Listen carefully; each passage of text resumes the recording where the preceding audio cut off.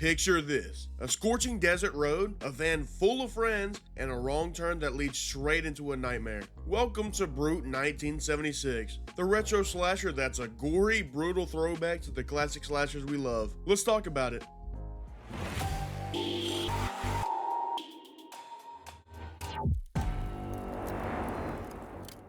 What's up, I'm Sippin, and today I'm giving you the spoiler-free scoop on this bloody throwback, where to watch it, when it drops, and why it's a must-see. Stick around because this one's a wild ride. So, full disclosure, I was asked to check this one out, but I'm glad I did. Brute 1976 is a low-budget indie horror set right in the thick of 1976. Who would have guessed it? If you're a fan of The Hills Have Eyes or the Texas Chainsaw Massacre, then you'll enjoy the setting for this film, as this movie wears its inspirations proudly. But it's also got a mean streak all its own. Just before we discuss the plot of the film, thank you to 2Hip Lore for today's comment shout out. So speaking of that mean streak, let's talk about what actually goes down out there in that desert, the plot.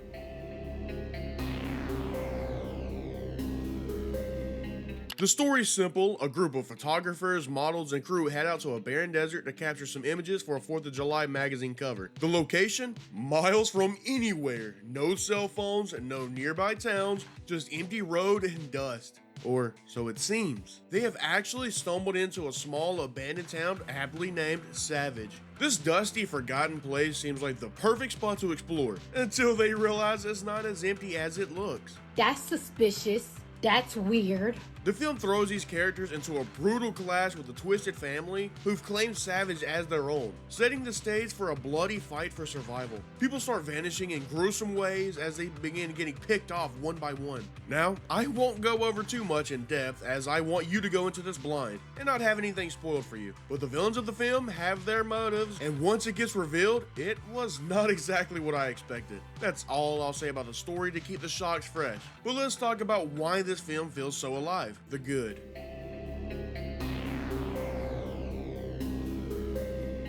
If you love the raw, unfiltered chaos of 70s horror like the Texas Chainsaw Massacre or The Hills Have Eyes, Brute 1976 is your kind of nightmare. The atmosphere is where this film absolutely nails it. The grainy texture, the warm but slightly washed out colors, and the sound design all scream 1970s. It's set in a dusty, desolate desert, and that might not seem too great, but for this film, it works. The desert doesn't just feel like a location, it's a character in and of itself. Hear me out, hear me out. You could practically feel the heat radiating off the screen, and every wide shot of those empty roads drives home how far away help really is. I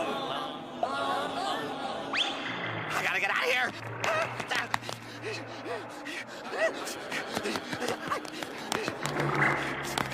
Those wide shots and the unique camera shots are just a few of the things that show the cinematography shining. Talking about shining, let's discuss another shining star of the film, the practical effects. You know I love me some practical effects. Brute 1976 uses practical effects almost exclusively, and it makes a huge difference. The blood looks thick and real, the injuries feel heavy, and the camera never overplays its hand. I mean, it is a love letter to classic slashers, but it carves its own bloody path. Now, if you're really into horror that's raw, real, and relentless, this one's going to stick with you. But let me slow down. It's not like there's a kill every 5 minutes or something. It is spread out, but when it does happen, it's usually intense. The villains of the film are mostly unique in their own rights. Some I enjoyed, some I didn't, but overall they were a good addition to the movie. And the sound design sells it too. No big score blaring over every scene. Sometimes it's just wind, insects, or the crunch of boots in the sand. Those quiet moments make the attacks feel that much louder and more chaotic. It adds to the scene instead of being too over the top and taking away from it. I realize I'm probably making this film seem like a 10 out of 10, and while it does have a lot going for it, I do have my thoughts on some things. Be ready for that. But for now, let's discuss the behind the scenes. Brute 1976 is the brainchild of director Marcel Walz, horror maestro known for gritty flicks like Blood Feast and Blind. Walls is an award-winning director that's a die-hard fan of 70s classics, and it's shown in his work. In this film, he teamed up with Joe Netter, who co-wrote Twilight of the Dead and sees this as his love letter to Tobe Hooper's masterpieces. Joe was the one who wrote the film. The cast is stacked with talent. Adrienne McLean plays Roxy, bringing fierce energy, while Sarah French, who also co-produced, portrays Sunshine. Starring alongside them are Gigi Gustin, Adam Bucci, Mark Justice, and Giselle Yvette. I'm sorry if I mispronounced any of your names. What more do you want from me?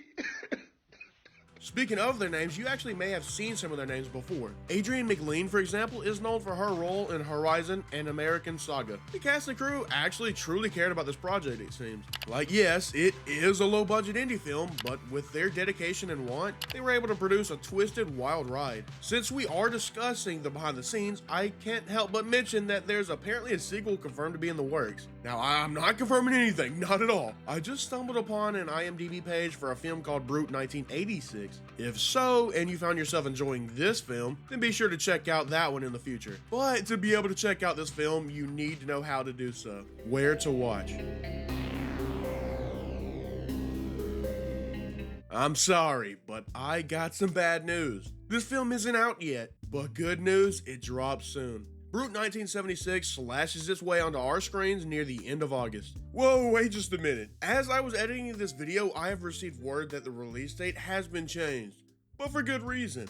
Trust. Brute 1976 was able to secure a limited theatrical release. So Cinephobia has decided to push the VOD release back to September 30th, 2025. The current markets it's dropping in are, and I'm sorry if I mispronounced because I will mispronounce his name, but Lamel Glendale, Los Angeles, California, August the 26th for the premiere. Again, Lamel Glendale, Los Angeles, California, August 29th and the 30th. And the Alamo Drafthouse, Indianapolis, Indiana, which it opens August 29th. Those are the current ones we know about, with the possibility of a few more being announced in the future. Now back to the regularly scheduled program. It'll be available on numerous digital platforms such as Apple TV, Amazon Prime Video, Google Play, Fandango Now, and YouTube Movies. So get excited, as soon you'll be able to check out this throwback to the slasher classics of the past. Since I have seen the film, you may be thinking, did I enjoy it? Let's talk about it. My thoughts. Brute 1976 is a total adrenaline shot for horror fans who love that old classic slasher vibe. I do have to preface again that it is a low budget indie horror film, so it's not going to have the same feel as like a $1 million corporation movie, but personally I vibe with that. Sometimes I do actually like to step away from those large and repetitive films we keep getting from Hollywood and watch a small team create a passion project. Yeah, the film may not be a solid 10 out of 10, it does have a few issues, such as some scenes with not so stellar acting, and the pacing can feel a bit uneven at times, especially in the first act, but once it gets going, it's a relentless thrill ride. But in the end, it's got heart. The performances, especially from Adrienne McLean, Sarah French, and Gigi Gustin, bring a surprising amount of heart to what could have been just a gore fest. These characters feel real, which makes their terror hit harder. Some of my favorite horror movies are the classics. I mean, they are the classics for a reason. But if you're in that same boat, then you might also vibe with this one. So there you have it. Brute 1976 is a brutal retro-inspired slasher that's ready to carve its way into your horror lineup. Catch it on one of those digital streaming platforms I mentioned starting later this month. Drop your thoughts down below in the comments and let me know if you plan on checking this one out. And if so, come back to this video and give me your rating. Let's talk about it. Thank you for your time, stay chill, and I will see you next time.